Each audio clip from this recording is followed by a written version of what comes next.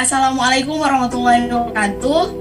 Terima kasih telah memberikan kami kesempatan untuk mempresentasikan diskusi kami yang berjudul Hukum Penagihan Pajak beserta contoh-contohnya. Sebelum kami akan memulai dalam materi penagihan pajak, alangkah baiknya saya akan memperkenalkan teman-teman saya yang ada di kelompok 5 ini.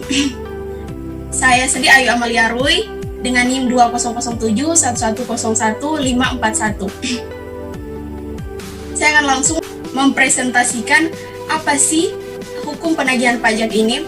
Tapi sebelum kita masuk ke dalam hukum penagihan pajak, alangkah baiknya kita mengetahui apa sih pajak ini. Pajak adalah kontribusi wajib kepada negara yang terutang oleh pribadi atau badan yang bersifat memaksa berdasarkan undang-undang dengan tidak mendapatkan imbalan secara langsung dan digunakan untuk keperluan negara bagi sebesar-besarnya kemakmuran rakyat.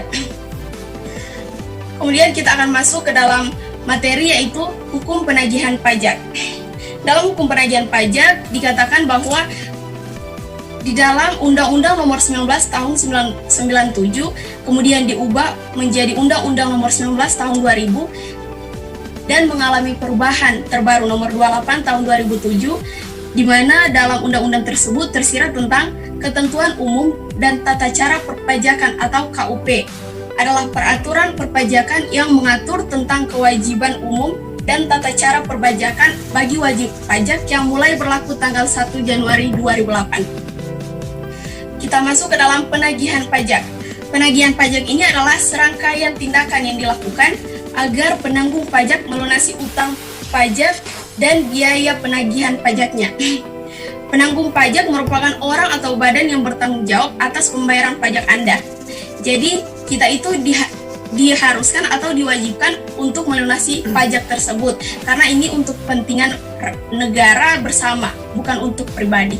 Terima kasih. Selanjutnya akan dibawakan presentasi oleh teman saya, yaitu Seftar. Perkenalkan, nama saya Seftaria Venita Parayo, NIM 20071101-707. Ada 3 jenis penagihan pajak. Yang pertama, penagihan pajak pasif.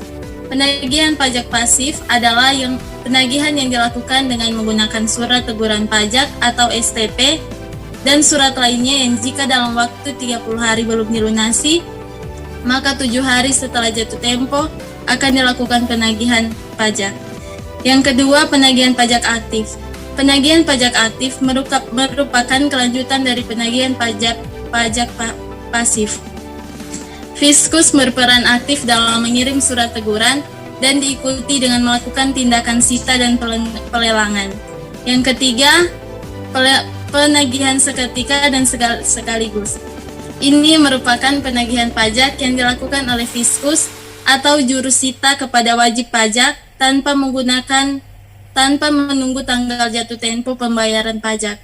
Penagihan pajak juga meliputi seluruh utang pajak dari semua jenis pajak, masa pajak, dan tahun pajak. Tujuannya penagihan jenis ini adalah untuk mencegah terjadinya utang pajak yang tidak bisa ditagih. Selanjutnya akan dibacakan oleh teman saya, Putri Ayu Lestari.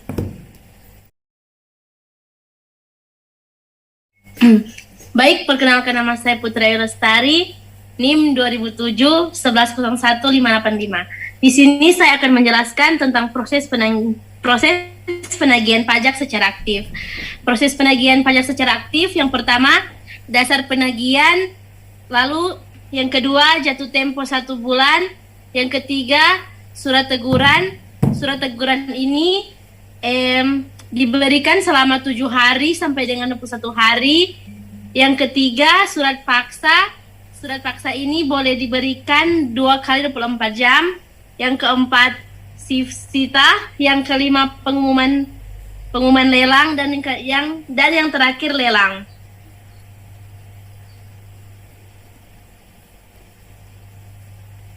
Selanjutnya akan dilanjutkan oleh teman saya yang bernama Kenjiro Poli. Perkenalkan, nama saya Kenjiro Poli, NIM 200711 01143 tentang penagihan pajak dikatakan kadaluarsa jika telah melampaui batas waktu penagihan, yaitu 5 tahun terhitung sejak penerbitan dasar penagihan pajak.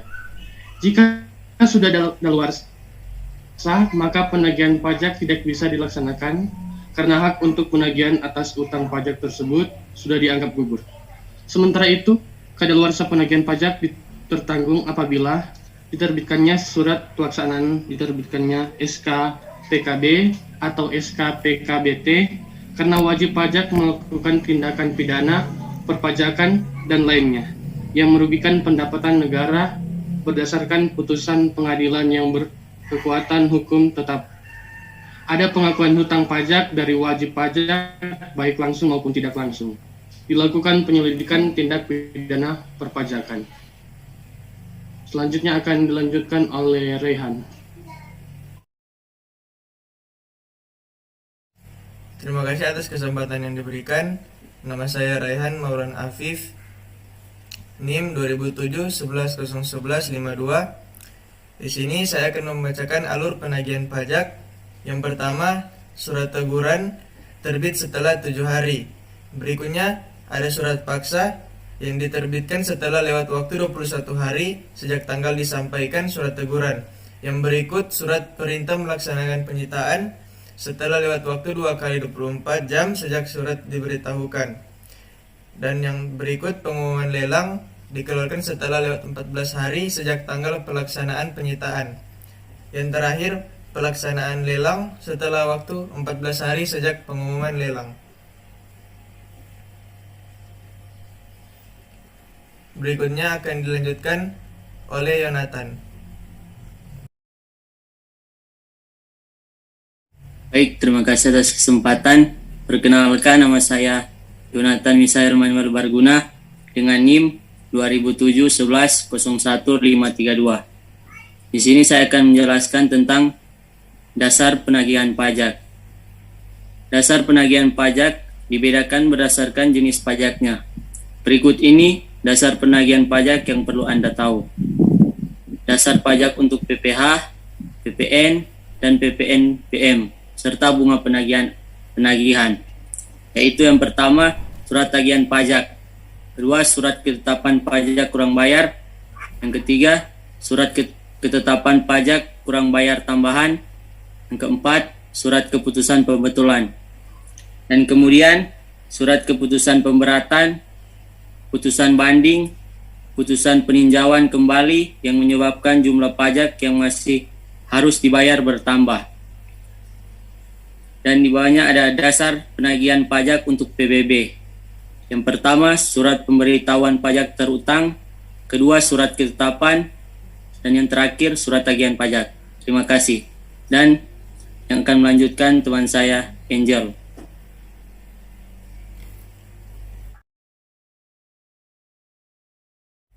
Perkenalkan, nama saya Angelita Tinggogoy, NIM 2007-11-01165.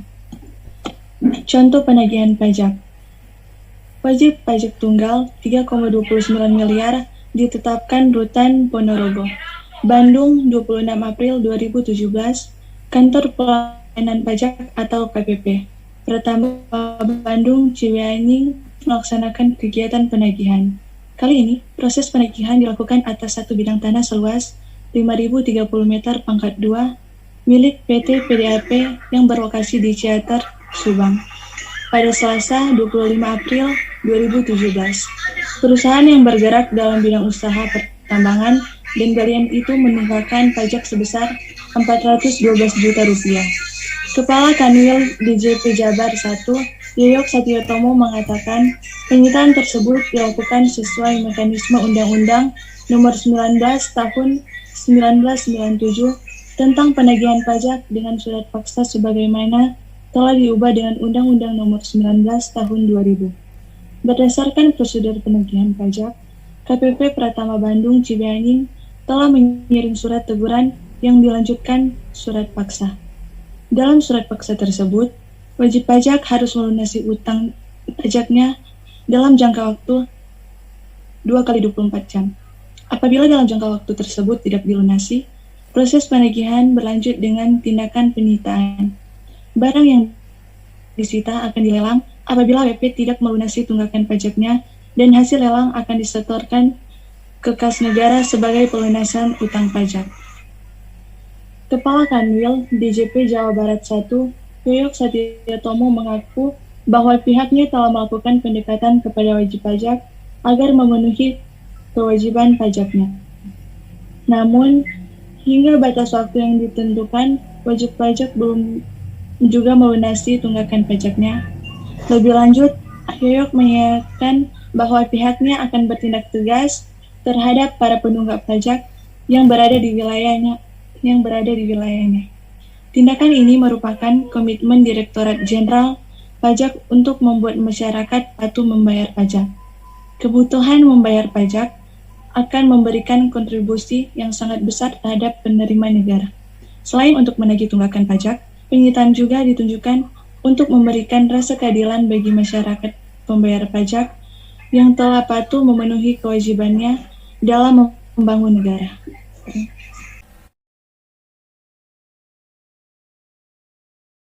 Terima kasih untuk kesempatan yang diberikan. Perkenalkan, nama saya Jonathan David Tumbelaka dengan NIM 200711010503. Tunggak pajak 412 juta. KPP Cibuying sita aset penunggak pajak. Seorang wajib pajak diamankan atau disandra Gitzling, Kanwil DJP Jawa Timur 2 dan KPP Pertama Madiun. Wajib pajak ini dititipkan di Rutan Ponorogo berdasarkan surat izin penyanderaan dari Menteri Keuangan Menkau, didampingi tim Karwas PPNS, Polda Jatim, dan petugas Rutan Ponorogo. Kanwil didampingi tim Korwas PNS, Polda Jatim, dan petugas Rutan Ponorogo. Kanwil DJP Jawa Timur 2 dan KPP Pertama Madiun menyandra seorang yang berinisial L. L diketahui merupakan wajib pajak dan pribadi dengan usaha di bidang perdagangan besar minuman non-alkohol, mempunyai utang pajak sebesar 3.298.331.031 rupiah. Kanwil DJP Jatim 2 Luciani mengatakan penyanderaan itu dilakukan berdasarkan hasil pemeriksaan tahun pajak 2013 dan 2014 yang dilaksanakan pada tahun 2017 dan telah mempunyai kekuatan hukum yang tetap inkrek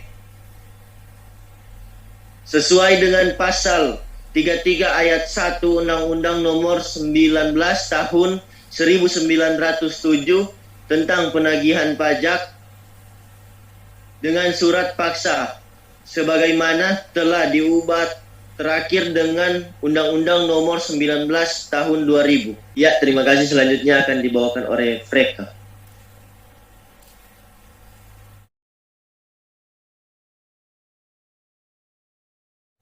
Perkenalkan, nama saya Freka Katuuk, NIM 200711010528.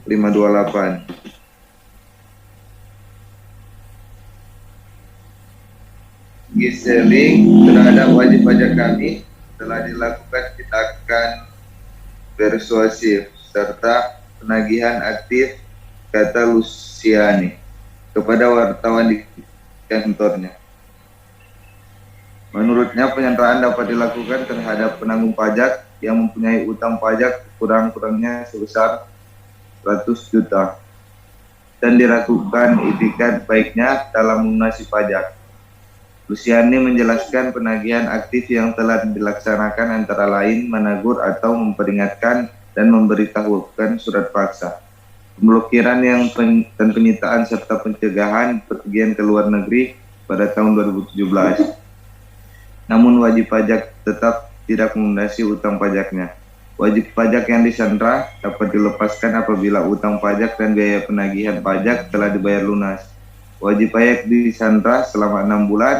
Apabila belum melunasi akan diperpanjang 6 lagi. Jelas Luciani. Terima kasih.